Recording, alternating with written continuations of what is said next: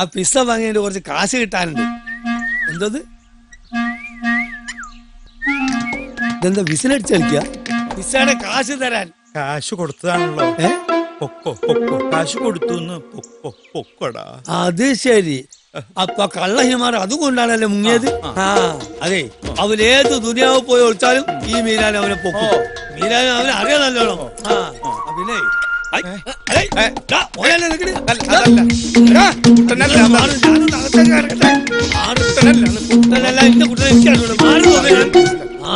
അത് ശരി, നിങ്ങൾ അവനെ ഒളിപ്പിച്ച് വെച്ചിരിക്കാനല്ലേ ഇവിടെ.